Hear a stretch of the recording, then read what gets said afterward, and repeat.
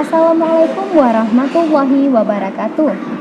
Saya Fitri Handayani, mahasiswi Institut Agama Islam Negeri Langsa, Fakultas Ekonomi dan Bisnis Islam, Prodi Ekonomi Syariah.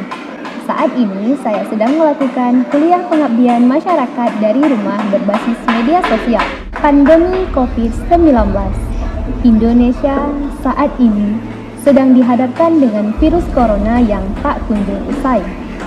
Virus yang telah menyebar luas di berbagai negara tak terkecuali Indonesia. Virus yang terdeteksi di Wuhan pada Cina akhir tahun 2019. Beberapa cara telah dilakukan oleh pemerintah untuk mengatasi virus penularan corona tersebut, seperti melakukan social distancing, self-quarantine, bahkan lockdown yang dilakukan di berbagai negara. Maka dengan demikian Indonesia juga melakukan tindakan, yaitu dengan kebijakan pembatasan berskala sosial besar atau yang disingkat dengan PSBB. Akibatnya tatanan hidup masyarakat pun mulai berubah. Yang tadinya harus melakukan aktivitas di luar rumah, sekarang harus tinggal di rumah untuk dapat memutus rantai penularan COVID-19. Bekerja, beribadah, dan belajar harus dilakukan di rumah. Berbagai upaya pun dilakukan agar masa pandemi segera berakhir. Pandemi telah merugikan seluruh aspek sektor kehidupan. Salah satunya adalah sektor pendidikan.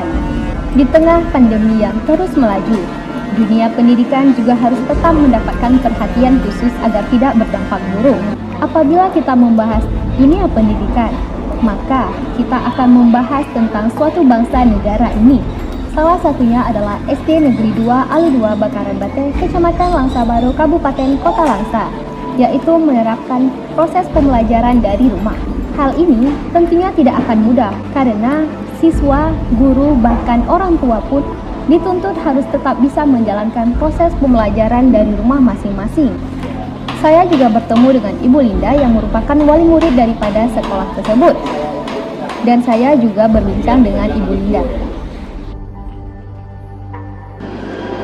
Ini Bu, jadikan pertanyaan dari kami, bagaimana perbedaan belajar di masa pandemi dan sebelum pandemi?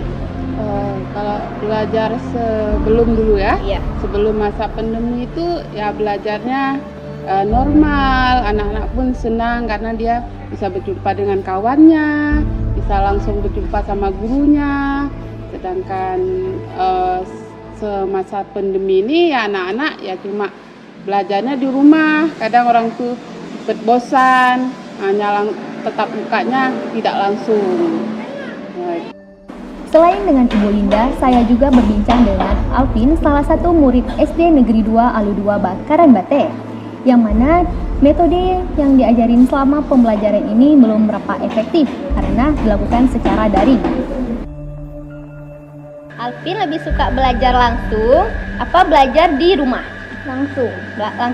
Kenapa lebih suka belajar langsung? Karena kita bisa dapat dijelasin dengan gurunya secara mendetail semua, jadi lebih paham gitu ya. Jadi Alvin lebih suka belajar langsung di sekolah ya, bisa jumpa sama guru, sama kawan gitu ya. ya. Oke. Alvin selama belajar ini ada keluhan nggak? Nggak ada. Alvin belajar tetap pakai gadget, pakai HP. Iya. Ya, tetap pakai HP ya berarti ya. Iya. Tugasnya dikirim sama guru. Iya. Dikirim sama guru, nanti dikirim balik ke guru. Iya. Enggak, kita datang ke sekolah, kita kumpul. Oh, kita datang sekolah, kita kumpul kayak gitu. Bahkan seorang Alvin yang duduk di kelas 5 SD menganggap bahwa metode pembelajaran saat daring ini tidak begitu efektif karena tidak semua dari mereka dapat mengaplikasikan teknologi. Dan tak hanya itu, saya juga berdiskusi dengan Ibu Indrayati, yaitu Kepala Sekolah SD Negeri 2 Alu 2 Bakaran Bate, Kecamatan Langsa Baru, Kabupaten Kota Langsa. Beliau membahas tentang pembelajaran sebelum pandemi dan di masa pandemi. Perbedaan pembelajaran di masa sebelum pandemi dengan di masa pandemi itu jauh ya perbedaannya kan. Karena kalau sebelum masa pandemi itu anak-anak menyerap pembelajaran itu kan secara langsung. Walaupun kadang-kadang sebagian guru memperkenalkan infokus, tetapi anak-anak bisa menyerap pelajaran secara langsung dan di depannya kan ada guru. Jadi penyampaian langsung. Jadi kalau anak-anak di situ dia kurang jelas pembelajarannya, dia meminta ulang kembali kan sistemnya kan langsung. Jadi anak-anak mungkin kalau ada yang kurang-kurang nangkap dia bisa tanya langsung. Itu kan kemudahan. Tapi selama di masa pandemi itu jauh. Karena yang pertama keadaan orang tua, anak-anak yang tidak memungkinkan semua anak itu nggak punya HP. Jadi waktu pembelajaran itu kan sistemnya daring. Jadi waktu guru memberi pelajaran daring itu anak-anak ini nggak semuanya punya HP. Itu yang pertama, nggak punya HP. Jadi waktu guru kasih pembelajaran itu nggak semua diserap oleh anak-anak secara langsung. Jadi guru-guru memindahkan aplikasinya pun yang digunakan sama guru kan terbatas. Aplikasinya aplikasi WA, cuma aplikasi Zoom. Sementara Zoom ini jarang dipergunakan karena anak-anak tidak semua masuk untuk keterbatasan HP tadi. Jadi anak-anak rata-rata itu menerima pelajaran itu melalui WA. Dan melalui WA pun guru-guru kalau dikasih pembelajaran itu kan mengirim soal-soal. Untuk soal itu dia kirim. Tapi kadang-kadang tidak juga semua anak secara tepat dia menerima WA itu. Karena apa? Kadang-kadang si abangnya itu lupa memberitahukan ke adiknya kalau itu ada soal dari guru melalui WA. Lupa. Jadi guru memberikan tugas itu, misalnya dia hari ini guru memberikan tugas, besok hari dikumpul, itu tidak juga 100% anak-anak mengumpul soal tersebut karena anak-anak tadi terbatas juga menerima melalui WA. Nah, itu kelemahan di masa pandemi. Ya, pesan saya sih kan kalau memang masa pandemi ini kan kita memang ada peraturan harus kita patuhi ya kan, misalnya seperti prokes. Jadi dimanapun kita berada ya kita tetap kita jaga, misalnya ya tetap mencuci tangan, tetap memakai masker, tetap menjaga jarak ya. Ini harapan saya kepada semua pihak sih, baik dari pihak murid, pihak guru, dari pihak tokoh masyarakat juga, dan semua dukungan dan lingkungan termasuk seluruh Indonesia lah. Kita berharap semoga tetap kita ikuti apa yang diperintah oleh pemerintah, dan juga kita berharap semoga pandemi ini cepat berakhir.